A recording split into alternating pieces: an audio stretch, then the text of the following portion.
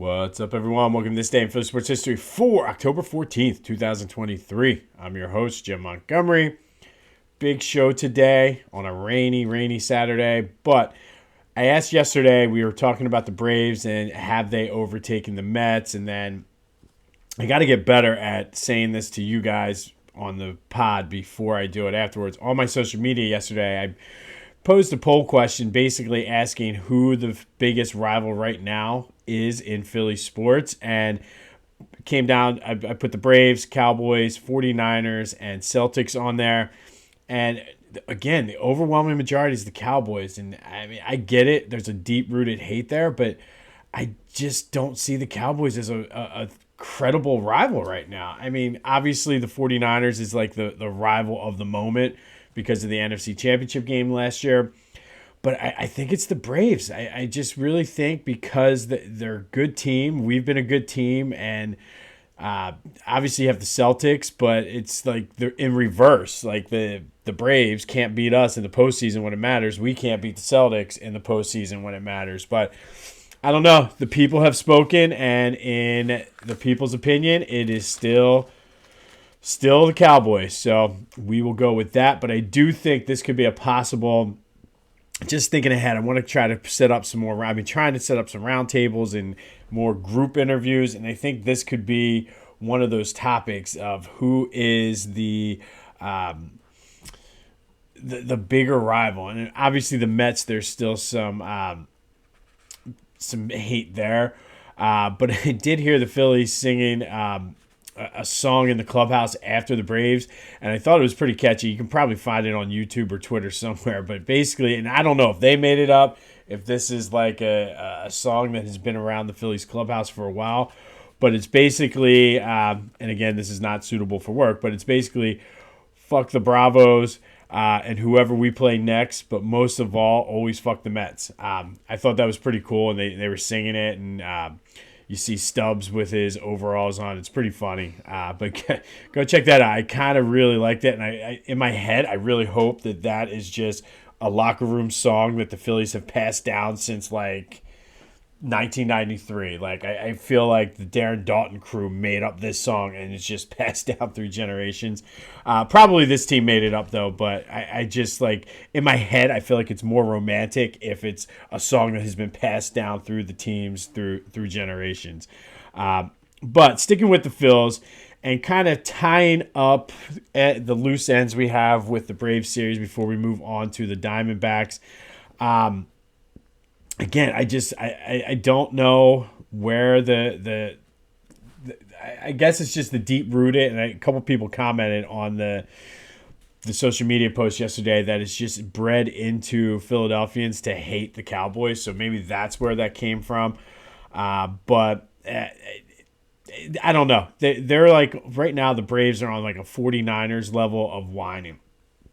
Between some of the actions of the player, like Acuna just disappearing after the game and not talking to the media, much like he disappeared throughout the series. See what I did there? But the media complaining. I saw people about the change in time of the game. Just they're still whining about the layoff between the wild card or the end of the regular season and the division series with the wild card round in there. But they strike me as the same kind of people that would be complaining that we had the best record. We had to play the first round. So it's just they're getting up there, like I said, with how the 49ers did after the NFC Championship game last year. But, I mean, I just feel like they are such a hateable team. Like, right now, the Cowboys, I can't even hate them because it's, like I mentioned before, it's a dumpster fire just waiting to explode. It's actually kind of fun to see the Cowboys. Like, I can't wait for them to lose this weekend to the Chargers and just see what happens. I mean, I saw people using Dak Prescott jerseys as a mop. Like, this is great. Atlanta, like, yeah, it's great to see them lose, but they're just like a hateable team right now. Like, I talked about Spencer Strider having a punchable face. Atlanta Braves baseball has a punchable face. Like, everything about it, and ultimately, they're the biggest choking team ever. Like, I feel like it as though as many times as they've been to the post office and won 100 games and been the best team in baseball, they only have, what, 2 World Series titles since 93 out of it? I mean, that's like the Buffalo Bills are laughing at the Atlanta Braves right now. That's how bad it is. But we move on. At this point, we close the book on the Braves. We'll worry about them next year when hopefully we're raising that World Series banner. I would love for them to open the season in Atlanta and raise the banner that Sunday night game or Thursday night, whatever night it is, with the Braves there and force them to watch it. But we move on. Like I said, F the Braves and whoever we play next, but most of all, always fuck the Mets. Anyway, and finally, I want to give, I didn't really spend a lot of time on this yesterday, but I do want to give Rob Thompson just a lot of credit for just the job he's done in these playoffs, managing the bullpen and the pitching staff and everything. It's amazing how he's doing it, and I don't always agree with it. I know they were talking about it on the radio yesterday, and some of the hosts were saying the same thing about how they don't necessarily agree, but it's the right decision. And like even going back to the Florida series or Miami series when he took Ranger out early, didn't agree with it, but it worked out. Or I guess that was the Atlanta game series. Sorry, but and again, like that he managed that bullpen masterfully the other night when they clinched. So kudos to Rob Thompson, who I think doesn't necessarily get enough credit as a manager as he should, but. On to the D-backs. We'll start taking a look at that series tomorrow. Have the full preview on Monday. They did it again. PhillyGoat.com came out with Nick Castellanos, another Nick Castellanos shirt yesterday. Big Stick Nick.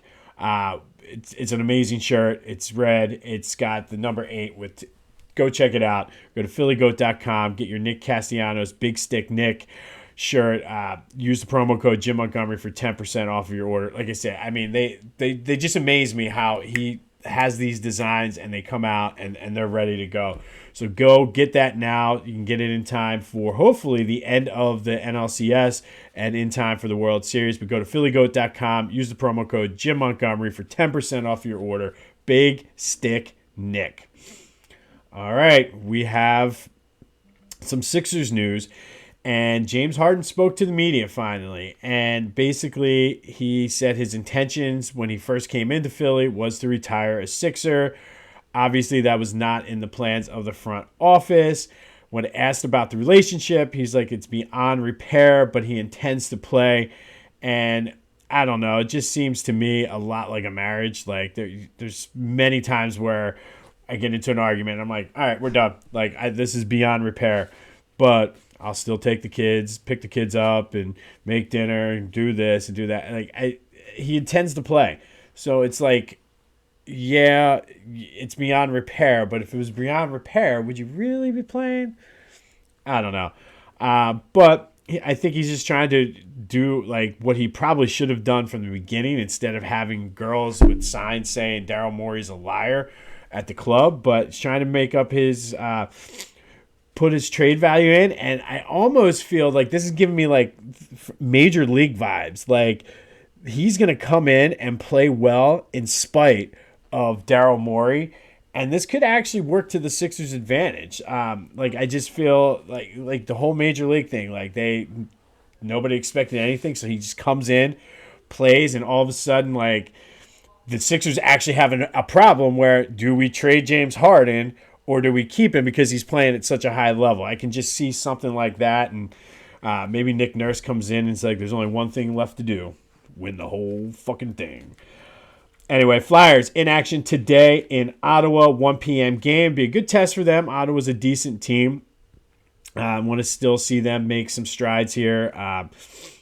But I can't get Jake Taylor out of my head now. So that whole, I feel like Joel Embiid or like Tyrese Maxey sitting there and like, let's just go out and win the whole fucking thing.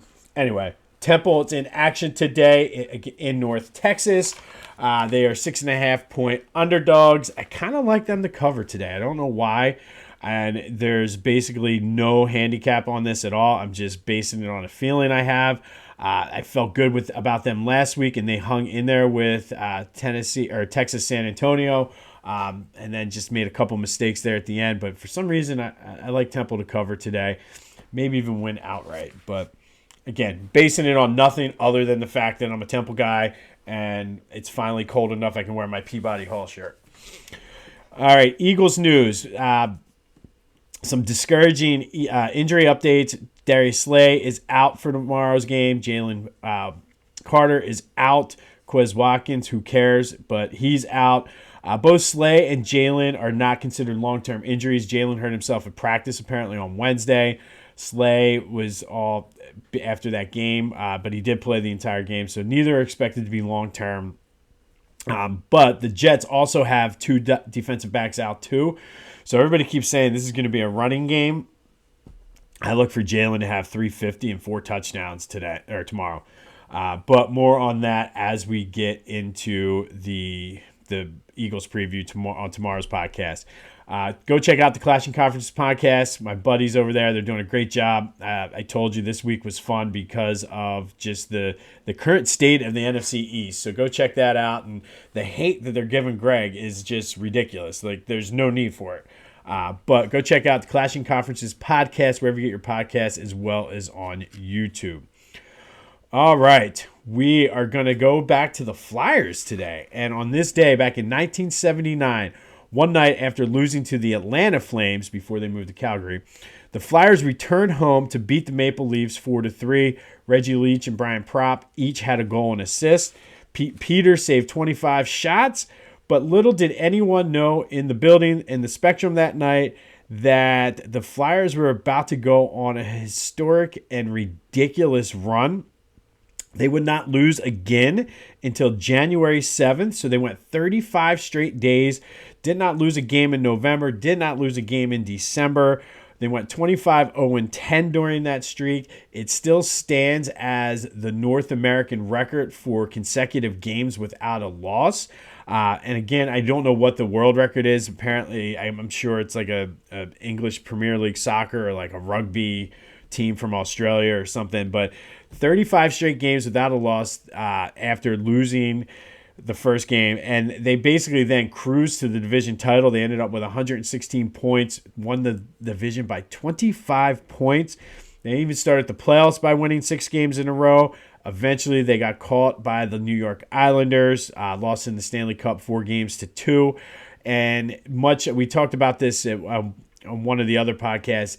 Flyers seemed to, when they got to a Stanley Cup after they won their 2, always seemed to catch a team right before they were about to be great. It happened with the Islanders. They caught the Oilers at the beginning of their run. And then same thing happened with the Red Wings. Same thing happened then again with the Blackhawks. But on this day, back in 1979, Flyers beat the Maple Leafs 4-3, the first of 35 straight games without a loss, the North American record. And just ridiculous because there's only 10 ties. So they won 25 times out of that 35 times. That's just impressive that, like, today you'll never see something like that because of load management and things like that. But kudos to the Flyers. Unfortunately, they could not bring home the Stanley Cup. Okay, going to our Philadelphia Sports Hall of Fame focus of the day. We're focusing on this year's induction class. They're doing a special 20 for 20, and I told you about the 5 people that I said will eventually be in. And we've already talked about Bryce being one of those guys. And I believe we did talk about, maybe we didn't. I don't want to give it away in case we didn't. But we did talk about Bryce eventually going into the Philadelphia Sports Hall of Fame, and I have 3 or 4 more guys, and not sure if I did the other one yet or not. But today we're going to talk about Philly sports media, and we've been blessed with, especially when it comes to announcers, with some very great people, PA announcers on TV and in the radio. So these are the top 20 sports media personalities in the Philadelphia Sports Hall of Fame. Andrea Kramer, who is from Philly and a UPenn graduate. She's the first female ESPN correspondent. She's won many awards and is a local girl. And I remember growing up, like she was like top notch when she would have her reports and everything. Like she just brought an air of like she was very confident. Like even to this day, like it doesn't matter to me whether it's a man or a woman. I want whoever is giving me that news to be confident in what they're saying, even if they're giving me a bunch of bullshit. But Bill Campbell, who is a play-by-play guy for the Philadelphia Warriors, the Eagles, the Phillies, and the Sixers, he is in the Basketball Hall of Fame. And he was replaced by another Philly legend who at the time was not popular and also in our top 20, and that is Harry the K. Harry Kalas was brought in from Houston to take over for Bill Campbell. And it was not a popular decision, but Harry quickly won the crowd over. Just one of the all-time greatest. He's in the Baseball Hall of Fame as a Ford C. Frick Award winner. And honestly, just the soundtrack of my summer. I talk about a lot about him and Richie Ashburn. Just like the soundtrack of them being on in the background, whether it's TV or radio. Just one of my all-time favorites. Bill Lyon, who was a columnist for The Inquirer, one of the best to ever do that. And then later in life, he passed away due to complications from Alzheimer's. And I remember he was chronicling every week. He would chronicle, or every couple weeks, his battle. And as it got worse, progressively got worse. And it was just very entertaining and sad, but just how brave he was to do it.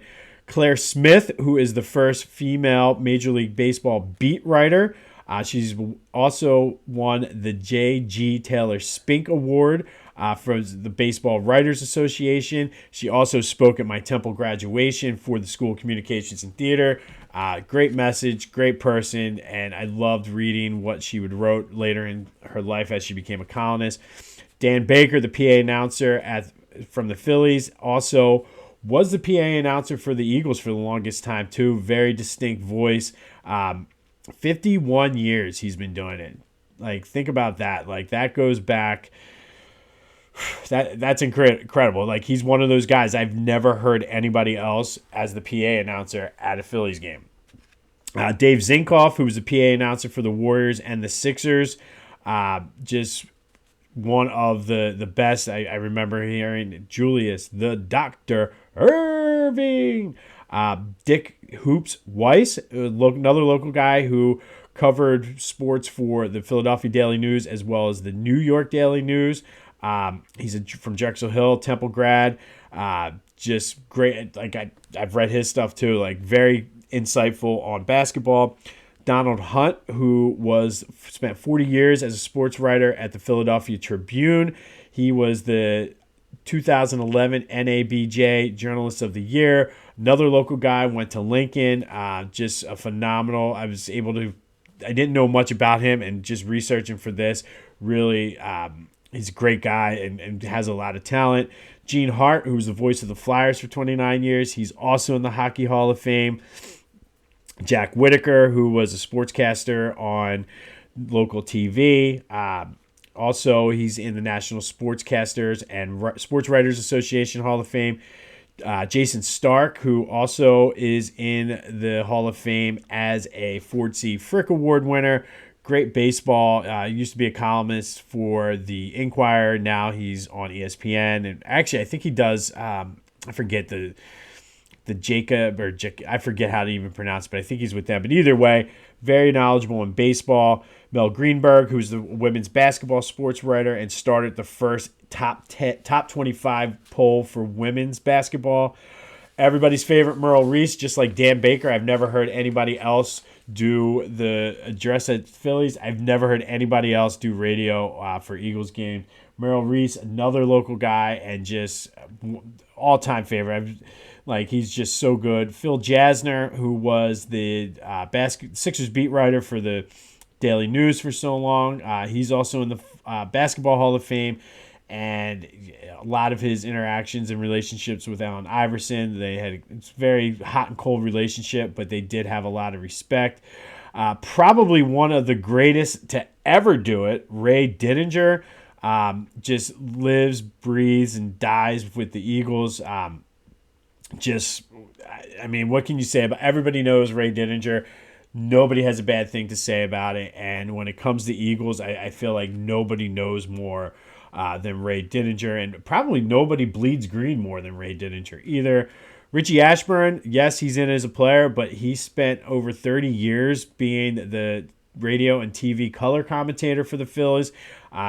Also wrote some for the Daily News and Inquirer, the Philadelphia Bulletin, and just him and Harry. Like I said, the soundtrack to my childhood. Stan Hochman, who's a columnist for the Daily News, he was very insightful, and I remember watching him on the Daily News Live show where there was like that round table. One of the best just columnists and very insightful.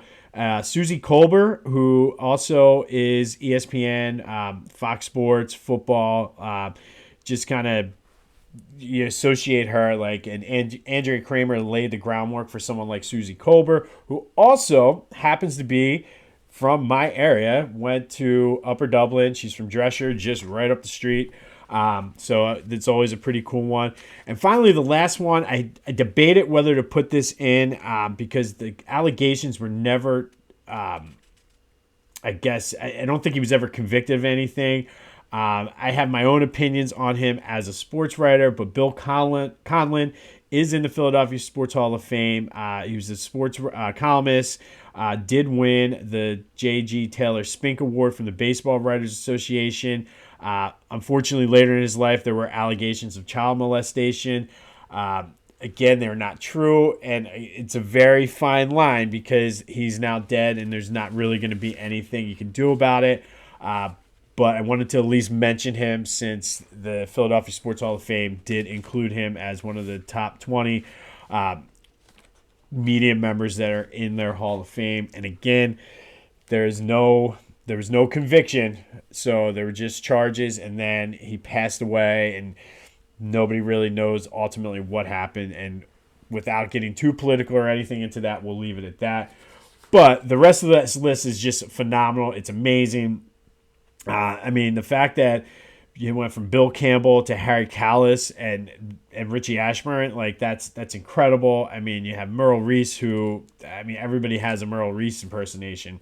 But if you want more information on the 20 for 20, this year's induction class, or how to buy tickets, go to PhiladelphiaSportsHallOfFame.org. If you want to go back and look at some of the past inductees, go search by sport. You want to find out how you can volunteer and help out. You want to go visit the hall, go to phillyhall.org. There's two separate sites, one specifically for this year, one for everything else. On this day back in 1979, Flyers beat the Maple Leafs 4-3, first of 35 straight games without a loss. Be sure to go to phillygoat.com to get your Big Stick Nick t-shirt and use that promo code Jim Montgomery for 10% off. Good luck to the Flyers today against the Senators. I don't know what's going on, but James Harden's playing nice, and I don't know. And like I said, this reeks of like Major League. We just need like Willie Mays Hayes and just Bob Uecker doing the play-by-play, and we'll be good. Phils have another day off as they prep for the Diamondbacks. More on that tomorrow and Monday. Eagles in action tomorrow. I still hate the Braves. Very punchable face team, but we move on. Good luck to my Owls today. It's going to be a rainy day. Great day to catch up on Back to the Future. I mentioned that I will be recording this week. I plan on recording at some point today because it's going to be raining. So look for that later this afternoon. Sticking with the Hall of Fame theme. So be sure to best way to be in the loop is like and subscribe. But that will be coming later today. Just lounge, binge watch football, binge watch Netflix, whatever you got to do. But just enjoy your day. We got a big week coming up, everyone. Good day to just kind of rest and get ready because we're coming out on fire starting tomorrow with the Eagles Jets, and then hopefully we can just sweep the Diamondbacks and get ready for the World Series. But this has been This Day in Philly Sports History. I'm Jim Montgomery. Go have yourselves a Saturday. And until next time, I'll see you when I see you.